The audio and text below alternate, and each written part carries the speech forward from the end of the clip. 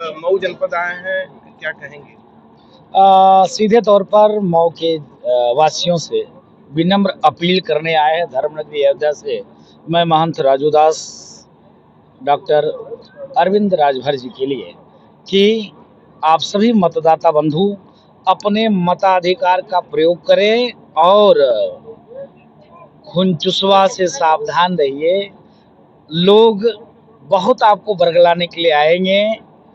स्वच्छ, ईमानदार, पढ़ा लिखा व्यक्ति जो 3-3 सब्जेक्ट से एमए किया हो, एमफिल किया हो, पीएचडी किया हो और आपके बीच में आकर जनता की सेवा करने की हार्दिक इच्छा रख रहा हो, तो छड़ी का बटन दबाकर और भाई अरविंद जी को चुनाव जिताएं, यही अपील करने के लिए हम घोषी आए हुए हैं। भाजपा 400 पार के नारे दे रही है और विपक्ष कह रहा है 150-200 आ जाए तो बहुत होगा। देखो क्या फिर आप विपक्ष की बात करते हो? जो विपक्ष कोरोना, डेंगू, मलेरिया सनातन को कहता हो, जो विपक्ष ये कहता हो कि सनातन को मिटा देना चाहिए, जो विपक्ष ये कहता हो कि राम मंदिर बेकार है, जो विपक्ष ये कहता हो कि अभी आचार्य प्रमोद कृष्णन कांग्रेस के वरिष्ठ नेता हैं, उन्होंने कहा था कि राम मंदिर का हाई प्रोफाइल मीटिंग हो रही थी और उसमें यह तय किया जा रहा था कि शाहबानो केस के तर्ज पर हम इस फैसले को पलट देंगे। वो क्या बात करेंगे कि जो है बीजेपी 30 और 35 और 100-150 में सिमट देंगे। अरे कि साफ हो जाएंगे 4 तारीख के बाद। नहीं तो इसीलिए तो मैं कहते हैं शिवपाल यादव हाफ हैं, शिवपाल यादव हाफ हैं और पूरी समाजवादी पार्टी को उन्होंने साफ कर दिया। मैं क्लीन चिट दे रहा हूं आपको। क्या 80 में 80 सीट बीजेपी उत्तर प्रदेश में पा रही है। एक सीट में डंके की चोट पे कहता हूं माननीय अखिलेशुद्दीन जी, आपको एक सीट उत्तर प्रदेश में नहीं मिलेगा, 1 2 3, क्योंकि आपके लोग जिस प्रकार से सनातन के बारे में टिप्पणी करते अच्छी बात नहीं है। मोदी जी के विजन पे चलिए। मोदी जी ने कहा सबका साथ, सबका विकास, सबका विश्वास, सबका प्रयास के साथ मोदी जी कार्य और काम कर रहे हैं। योगी जी को देखिए, योगी जी तो आज तक कोई भेदभाव नहीं किया। आपने तो खूब भेदभाव किया। अब भारी भरकम बजट ले जाते थे ठुमका लगाने के लिए, तो आप भारी भरकम बजट सिर्फ एक जगह ठुमका लगाने के लिए, सिर्फ कोई भी रोजगार हो तो सिर्फ एक ही व्यक्ति को मिल जाए, विकास का कोई भी मामला हो तो सिर्फ एक ही क्षेत्र में चला जाए, अब ये नहीं चलेगा। इसलिए हम घोषी आए हैं, घोषी के जनता को सावधान करने के लिए आए हैं कि खुनचुसवा से सावधान रहो और भाई अरविंद राजभर को छड़ी का बटन दबाकर कमल का, यहाँ छड़ी का बटन दबाओगे वहां कमल का फूल खिल जाएगा और मोदी पुनः प्रधानमंत्री राशन पे आ गए। ठीक है, अब 10 किलो हम राशन देंगे, पहले विरोध कर रहे थे, क्या क्या कहेंगे आप? यही तो दुर्भाग्य है उन लोगों से कि अभी तक तो कहते थे कि मोदी राशन बांट रहे हैं, गरीब को मोदी राशन दे रहे थे तो उनको तकलीफ हो रहा था कि मोदी कैसे गरीब को राशन दे रहा है, मोदी कैसे गरीब के थाली में भोजन दे रहा है, ये दिक्कत हो रही थी। और आज फिर उसी पैटर्न पे आ गए कि मोदी तो तुमको इतना देते हैं, हम तुमको इतना देंगे। जनता भारत की सतर्क, सजग और सावधान हो चुकी है।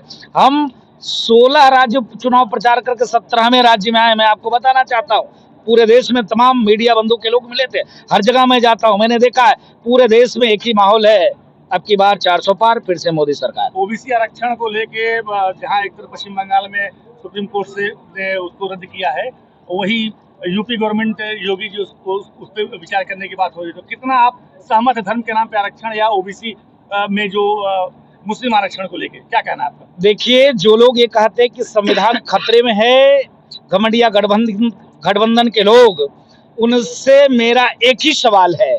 पश्चिम बंगाल में अभी कलकत्ता हाई कोर्ट ने ममता बनर्जी जी को लताड़ा और देश के यशस्वी गृह मंत्री जी ने उस पर सवाल खड़े किए। उन्होंने पूछा कि आप दलितों का, ओबीसी का आरक्षण काट के आप धर्म के आधार पर दे रहे हो, ये तो नहीं चलेगा। जब देश बाबा साहब भीमराव अंबेडकर द्वारा रचित संविधान से देश ये चल रहा है, किसी मजहबी किताब से नहीं चल रहा है, तो आप मजहबी किताब से देश को क्यों चलाना चाहते हो? आप गरीबों का, दलितों का, ओबीसी का आरक्षण काट के आप एक कौम की देने की बात करते हो, ये तो नहीं चलेगा। देश तो सबके लिए एक बराबर है और एक समान से देश चलेगा। तो इसके नाते मुझको लगता है वही नहीं। आप देखिए कई कांग्रेस शासित राज्यों की भी स्थिति यही है। आपने देखा होगा कि दलितों का, ओबीसी का आरक्षण काट के और एक कम्युनिटी के, एक कौम को देने जा रहे थे, ये तो नहीं चलने वाला। इसके नाते मोदी जी के हाथों को मजबूत करिए और मुझको लगता है कि अब की बार 400 पार के साथ जब 47 कि भारत विकसित भारत को और मोदी जी ले जाना चाह रहे हैं, तो आप उस कड़ी में आइए ना। आप कहाँ इन वोट बेचवा के चक्कर में जा रहे हो, कहाँ आप खून चुसवा के चक्कर में जा रहे हो। ये वोट बेचने वाले, खून चूसने वाले के चक्कर में मत आओ। मैं पूछना चाहता हूँ, घोसी में अगर समाजवादी पार्टी को किसी ने गलती से भी वोट किया तो समाजवादी पार्टी क्या करेगी वो लेकर? अभी तो प्रधानमंत्री ही तय नहीं हुआ, वही समाजवादी पार्टी के नेता हैं। क्या कहते थे मध्य प्रदेश में? मैं आपसे पूछना चाहता हूं, मध्य प्रदेश में उसने कहा, अरे भाई चालू पार्टी है, चालू पार्टी, ये कांग्रेस चालू पार्टी है, गलती से भी इन कांग्रेसियों को वोट नहीं देना।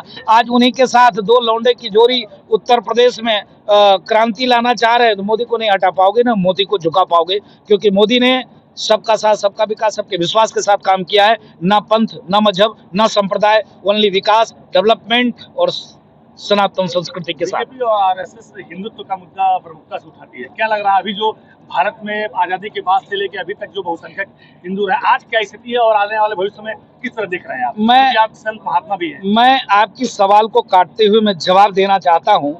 बीजेपी और आरएसएस हिंदुत्व की मुद्दा उठाती नहीं है। बीजेपी और आरएसएस के लिए हिंदुत्व मुद्दा नहीं है, आस्था का केंद्र है। डंके की चोट पर उन्होंने कहा, क्या पता है आपको, कि हाँ धारा 370-35A को हम बहाल करेंगे। अब धारा 370-35A को उन्होंने खत्म करने की बात कही थी और विपक्ष कहा नहीं बहाल करवाएंगे। तो जब मोदी जी ने धारा 370-35A को खत्म किया तो भारत ही तो अखंड हुआ, तो विपक्ष चिल्लाना शुरू कर दिया। नंबर 2, जब लोकतांत्रिक व्यवस्था में संविधान का अधिकार है, संवैधानिक लड़ाई लड़कर जब राम जन्मभूमि का जब डिसीजन आया, तो मैं पूछना चाहता हूं, घमंडिया गठबंधन के सारे लोग काले त्रिपाल पहनकर मातम मनाने के लिए, मत्था पीटने के लिए और पहुंच गए। अभी तत्काल में जो दलित और ओबीसी की बात करते हैं, मैं सवाल पूछता हूं आप लोगों के माध्यम से, घमंडिया गठबंधन के लोगों को, क्या राष्ट्रपति महोदया जब हनुमानगढ़ी दर्शन करने के लिए गई हुई थी तो हमने उनको जो है पहले तो हनुमान जी का गदा दिया कि इसी गदा से उन विपक्षियों के दिमाग शुद्ध करो जो आपके बारे में टीका और टिप्पणी करते, आपको बर्दाश्त नहीं कर पा रहे हैं। उसके बाद देखिए तत्काल कांग्रेस का रिएक्शन आ गया। कांग्रेस का रिएक्शन क्या आया कि राम मंदिर को हम धुलवाएंगे, राम मंदिर को अपवित्र कर दिया। मैं पूछना चाहता हूँ, गलती से भी एक भी वोट अगर कांग्रेस को दे दिए तो वनवासियों का, गृहवासियों का, दलितों का अपमान होगा। जिस प्रकार से द्रौपदी मुर्मू जी का अपमान किया गया, ये तो बर्दाश्त से बाहर हो गया। और आज आप बता रहे हो कि ये संविधान बचाने चले हैं, संविधान की बात करते हैं, तो बीजेपी आरएसएस शुरू से सनातन संस्कृति, हिंदुत्व के साथ एक नारा उन्होंने और भी दिया, सबका साथ, सबका विकास, सबका विश्वास और सबका प्रयास। सबसे ज्यादा सुखी कौन है आज उत्तर प्रदेश और पूरे देश में? एक समय हुआ करता था महोदय, पूरे देश में दंगे होते थे। 10 वर्ष में जब से मोदी जी हैं कहीं दंगा नहीं हुआ। आप नोट कर लेना, डंके की चोट पे सीए एनआरसी के नाम पर इन घमंडिया गठबंधन के लोगों ने प्रयास किया था दंगा कराने के लिए, लेकिन उत्तर प्रदेश जैसे क्षेत्र में भी योगी जी ने सब दंगा फलाप करा दिया। उसी प्रकार से जो प्रयास मोदी जी का है, तो उस प्रयास में हम लोग आश्रमों से निकल के, मठों से निकल कर, ये प्रयास हमारा है कि मोदी जी को हाथों को मजबूत करने के लिए आप कमल का बटन दबाइए और घोसी में क्या छरी का बटन दबाइए। एक प्रमुख सवाल यहाँ आता है कि जाति और धर्म के नाम पे खासतौर से पूर्वांचल और उत्तर प्रदेश में भी लगातार मतदाता वोट करते रहते हैं। क्योंकि आप महंत हैं और मंदिर से जुड़े हुए हैं हनुमानगढ़ी से, क्या लगता है ये जो धर्म और जाति के नाम पे जो लगातार विभाजित हो रहे हैं लोग, वोट कर रहे हैं, ये कब तक चलेगा? कब इसमें परिवर्तन की जरूरत है? क्या विचार है आपका? तमाम मुद्दे हैं। नहीं, देखिए नेताओं के पास तमाम मुद्दे होंगे, मेरे पास सिर्फ एक ही मुद्दा है, भारत का डेवलपमेंट, भारत का विकास, भारत विश्व पटल पर स्थापित हो और यहाँ पर शांति कायम हो।